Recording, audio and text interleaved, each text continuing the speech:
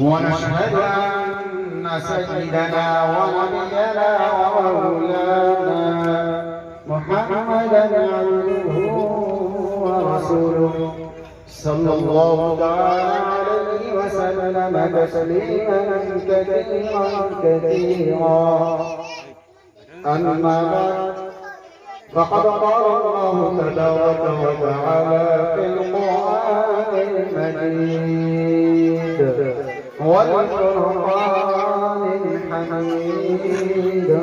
أعوذ بالله من الشيطان الرجيم بسم الله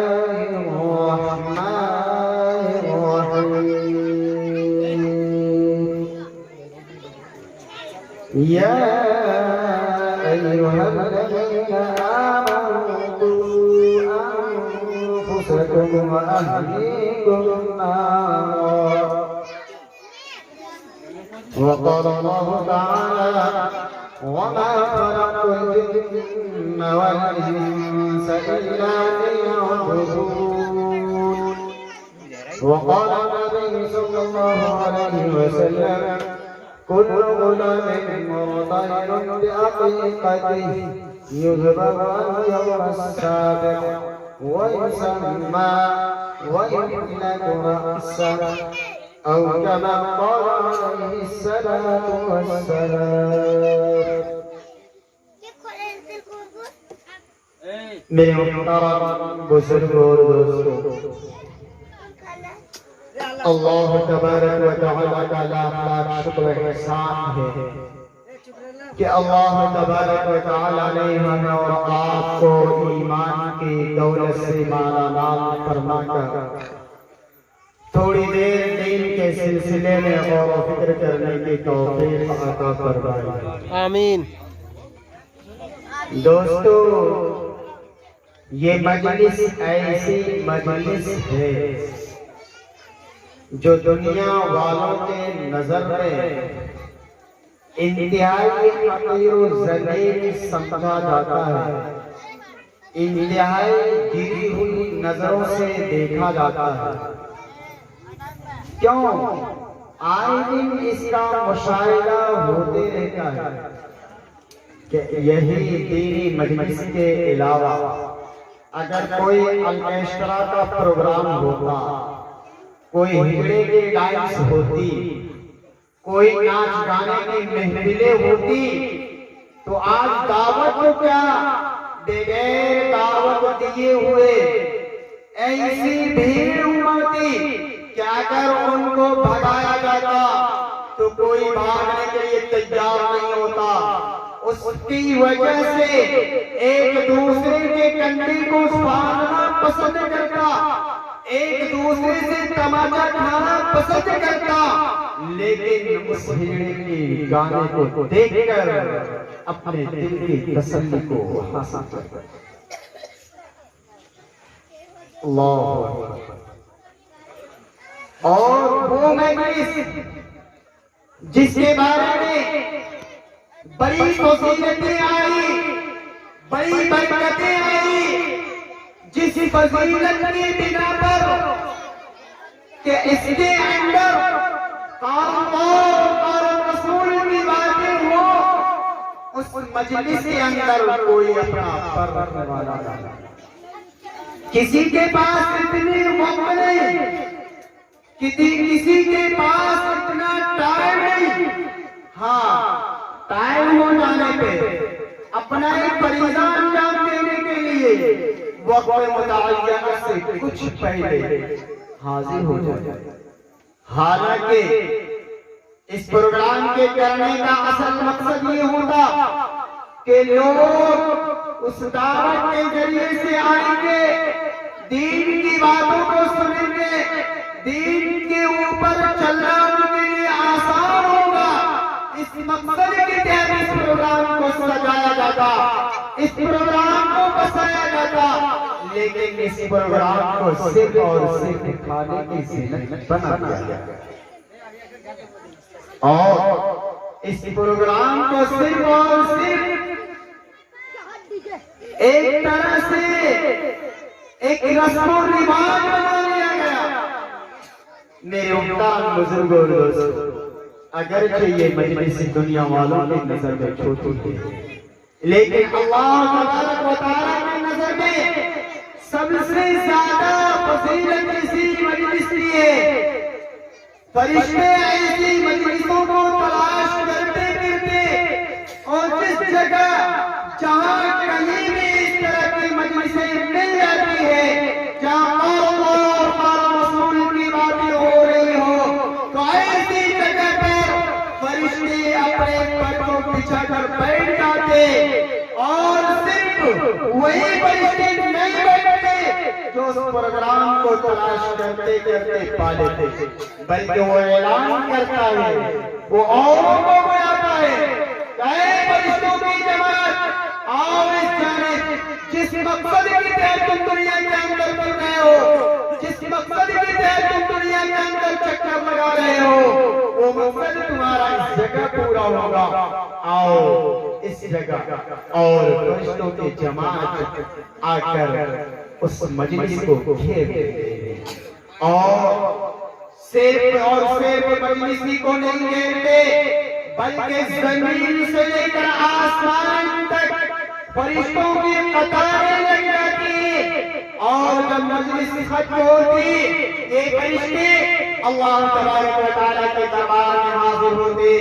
اللہ تبارک و تعالیٰ جاننے کے باوجود پوچھتا ہے، اے فرشتوں، بتاؤ تم کہاں گئے تھے؟ تم کدھر پھر رہے تھے؟ تم کدھر گھوم رہے تھے؟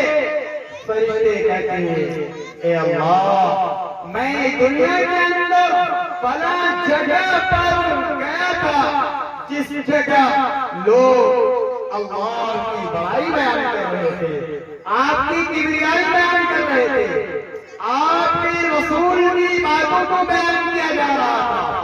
آپ کے رسول کی سیرت کا تذکرہ کیا جا رہا تھا، میں ایسی جگہ سے آ رہا ہوں۔ اللہ تبارک و تعالیٰ فرشتوں سے پوچھتے، کیا وہ اس مجلس کے اندر بیٹھ کر کیا چاہ رہے تھے؟ کس چیز کی تلاش تھی؟ کس چیز کی دشمنی تھی کہ جس کی وجہ سے لوگ اکٹھا ہو کر بیٹھے ہوئے تھے؟ قال اللہ اور قال رسول کی باتوں کو سن رہے تھے۔ فرشتے کہتے ہیں، اے اللہ، صرف اور صرف آپ کی رضا کے لیے بیٹھے ہوئے۔ اللہ تبارک و تعالیٰ فرماتے ہیں، اے فرشتوں کی جماعت، تم گواہ رہنا، میں ان تمام لوگوں کی مغفرت کر دی۔ فرشتے کہتے ہیں، اے اللہ، اس میں ایک بندہ ایسا بھی تھا جو اللہ کی رضا کو حاصل کرنے کے لیے نہیں بیٹھا تھا، اللہ کی خوشنودی کو حاصل کرنے کے لیے نہیں بیٹھا تھا، اس کا صرف اپنا ذاتی مقصد تھا، اپنا ذاتی غرض تھا، اس مقصد کے پیش نظر، اس بات کے پیش نظر اس جگہ بیٹھے ہوئے تھے۔ کیا آپ نے ان کی بھی مغفرت فرما دی؟ اللہ تبارک و تعالیٰ فرماتے ہیں، اے فرشتوں کی جماعت، ہاں، میں نے ان کی بھی مغفرت فرما دی، ان تمام لوگوں کے صدقے میں جو میری رضا کو تلاش کر رہے تھے۔ یہ فضیلت ہے اس مجلس کی، یہ برکت ہے اس مجلس کی، کہ اس مجلس کے اندر بیٹھنے والوں کی مغفرت کا وعدہ ہے، اگر وہ صحیح نیت سے بیٹھا ہو۔ میرے محترم بزرگوں اور دوستوں، اب میں اس مقصد کی طرف لیے چلتا ہوں۔ میں نے خطبے کے اندر قرآن کریم کی آیت کریمہ تلاوت کی،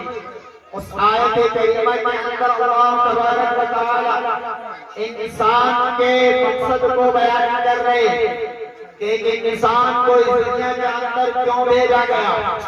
اور اگر اس دنیا کے اندر بھیجا گیا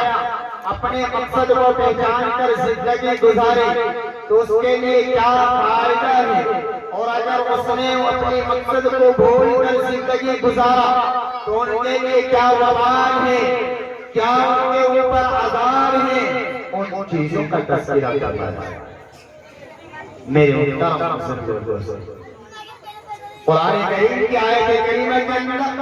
اللہ تبارک و تعالی ارشاد فرماتا ہے، یا ایھا الذین آمنوا قوا انفسکم واہلیکم نارا، کہ ایمان والو اپنے آپ کو جہنم کی ایندھن سے بچاؤ، اپنے آپ کو جہنم کی آگ سے بچاؤ، اور اپنے آپ کو بچانے کے ساتھ ساتھ اپنے اہل و عیال کو بھی جہنم کی ایندھن سے بچاؤ۔ یہ بچوں کا حق ہے، یہ بچوں کے حقوق میں سے حق ہے کہ ان کو جہنم کے ایندھن سے بچایا جائے، ان کی صحیح تربیت کی جائے،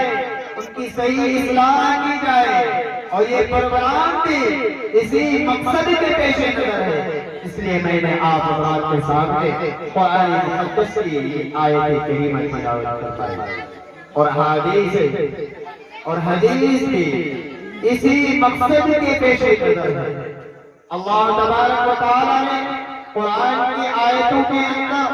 بچوں کے حقوق کو بیان فرمایا، انسان کے خود ان کا کیا حق ہے ان چیزوں کو بیان فرمایا، بچوں کا کیا حق ہے۔ اللہ تبارک و تعالیٰ کہ پیارے نبی جناب محمد رسول اللہ صلی اللہ علیہ وسلم ارشاد فرماتے، کل غلام مرتعین بعقیقتہ یذبح عنہ یوم السابع، کہ ہر بچہ، ہر غلام اپنے عقیقے کے ساتھ رہن رکھا ہوا ہوتا ہے، گروی رکھا ہوا ہوتا ہے۔ جب اس کا عقیقہ کر دیا جاتا، اس کے نام لے کر اس کے لیے جانوروں کا خون بہا دیا جاتا، تو وہ بچہ رحم سے نکل جاتا۔ اس کا کیا مطلب ہے؟ اس کا یہ مطلب ہے کہ جب بچے کا عقیقہ کر دیا جاتا، بچوں کے لیے خون بہا دیا جاتا، تو بھی وہ بچہ بیماریوں سے محفوظ ہو جاتا، مصیبتوں سے محفوظ ہو جاتا، پریشانیوں سے محفوظ ہو جاتا۔ میرے محترم بزرگوں اور دوستوں، اور صرف یہی حق نہیں بلکہ اس سے پہلے کا بھی حق ہے کہ جب ایک انسان اپنے آپ کو دنیا کے اندر اپنے عقل و شعور کو سنبھالتا ہے، اس قابل ہوگا کہ وہ اچھے اور برے کی تمیز کر سکتا ہے، اچھائی کو اچھائی کے ساتھ جان سکتا ہے، برائی کو برائی کے ساتھ پہچان سکتا ہے، اتنی صلاحیت ہو جائے، اتنی ان کے اندر دانش مندی اور عقل مندی آ جائے، تو اللہ تبارک و تعالیٰ ایسے بندوں کو شریعت کا مکلف بناتا، شریعت کے قانون کو ان کے اوپر نافذ کرتا، شریعت کے احکامات ان کے اوپر لاگو کرتا۔ اور اللہ تبارک و تعالیٰ کے پیارے نبی سرکار دو عالم صلی اللہ علیہ وسلم نے فرمایا کہ جب بچہ 7 سال کا ہو تو اسے نماز کی عادت دی جائے، 10 سال کا ہو نماز نہ پڑھے تو ان کی پٹائی کی جائے، تاکہ شریعت کے مکلف ہوتے ہوئے صوم و صلاۃ کا پابند بن جائے، احکام کا پابند بن جائے، شریعت مطہرہ کو پہچاننے والے بن جائے، اور اگر اس لائق ہو گئے تو اس کے اوپر سب سے پہلی ذمہ داری ہے، سب سے پہلے اپنی اصلاح کے لیے اس چیز کی ضرورت پڑتی ہے تو اپنے نیک اور صالح بیوی کو تلاش کرے، ایسی بیوی نہ جو ہیروئن ہو، جو ہیرو ہیروئن کا نقش قدم پر چلنے والی ہو، جو سب سے زیادہ باریک سا باریک لباس پہن کر اپنے جسموں کو غیروں کے سامنے سودا کرنے والی ہو، ایسی عورتوں کو تلاش کرنے کا حکم نہیں دیا گیا، بلکہ ایسی عورتوں سے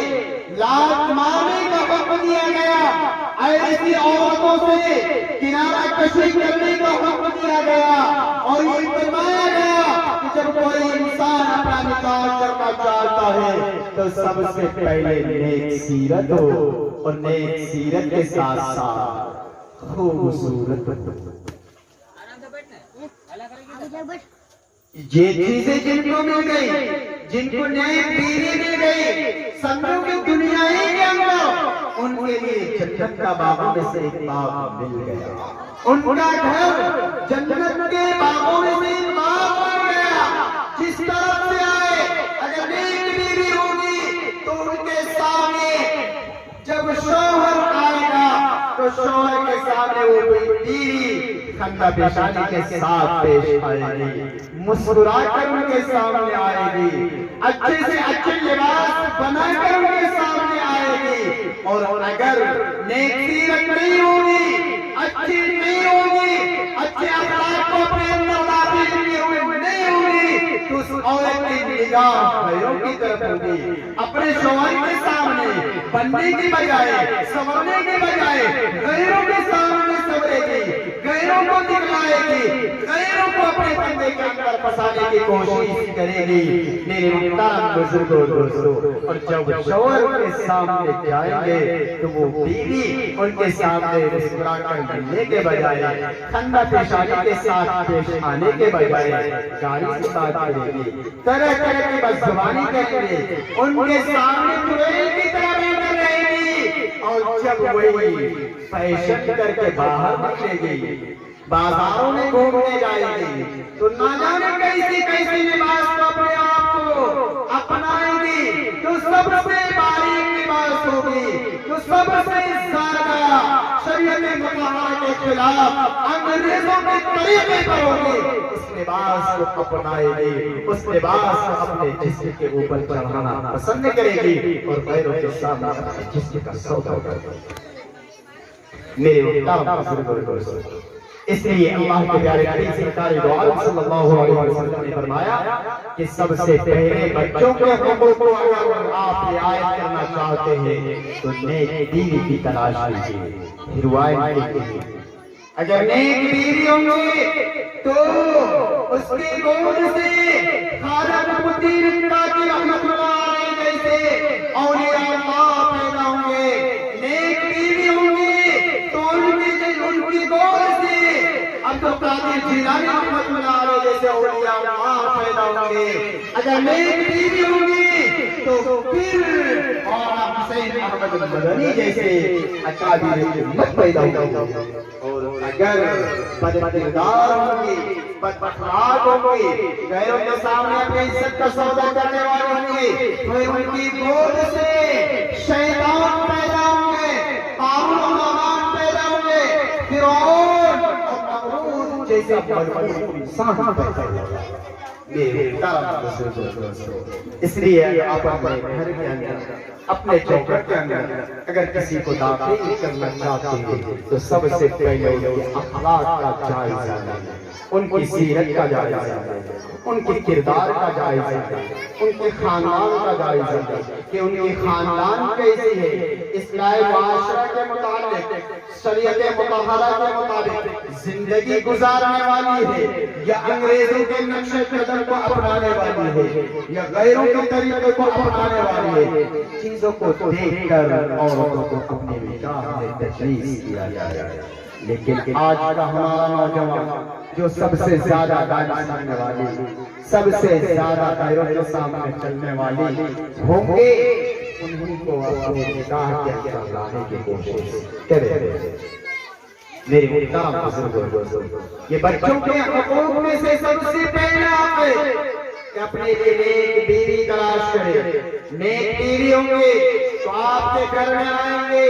آپ کے کام کو کاج، آپ کے کام کاج کو کرنے کے بعد بقیہ اوقات کو اللہ تعالیٰ کے موسیقی کے مطابق زندگی گزاریں گے، اللہ کے نبی کے طریقے کو اپنائیں گے، قرآن کے پابند ہوں گے، نماز کے پابند ہوں گے، صوم و صلاۃ کو اپنی زندگی کے اندر داخل کیے ہوں گے، اور اگر نیک نہیں ہوں گے تو پھر بقیہ اوقات کو موبائلوں کے اندر صرف کریں گے، ہیرو ہیروئن کے ناچ گانے کو سنیں گے، ہم وقت اپنے ذہن و دماغ کو اسی شیطان کی طرح چلائیں گے جس طرح ایک ہیرو ہیروئن کے اندر کسی طرح کی کوئی تہذیب نہیں، کوئی اخلاق نہیں، جس طرح چار کا باتیں کرتا، جس طرح چار کا پیش آتا، وہ لڑکی دیکھ تمہارے ساتھ ویسے ہی پیش آتا۔ میرے محترم بزرگوں دوستو، اگر کسی کو نیک عورت مل گئی تو گھر جنت کے باغوں میں